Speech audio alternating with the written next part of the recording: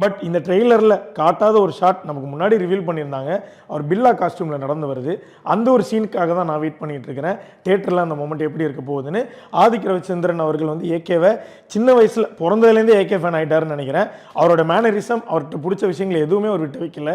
எல்லாத்தையுமே வந்து இந்த படத்தில் காட்டிட்டார். ஃபார் எக்ஸாம்பிள், கார் சேஸ் பண்ணுற ஒரு ஷாட் வரும். அதுக்கு முன்னாடி ஏகே அவருடைய க்ளோஸ்அப்பில் அவர் சிரிச்சிட்டே ஒரு மாதிரி மாசாக கெத்தாக இருப்பார். அடுத்த ஷாட்டே அந்த கார் ட்ரிஃப்ட் வரும். அந்த சீனுமே வந்து தியேட்டர் மொமெண்ட்டாக சில்லறையை செதற விடுற ஒரு மொமெண்ட்டாக இருக்க போகுது அப்படின்றது தெரிஞ்சிச்சு. இந்த மாதிரி நிறையா இன்ச் பை இன்ச் ஏகேவை நீங்கள் ரசிச்சுட்டு தாண்டா போகணும். அதை உத்தம வில்லனில் வந்து கமலுக்கு பையனாக நடிச்சிருக்கிறவர் வந்து ஒரு டைலாக் சொல்லுவார், இந்த கோடம்பாக்கத்துக்கு காட்டணும் நீ யாருன்னு அப்படின்ற மாதிரி.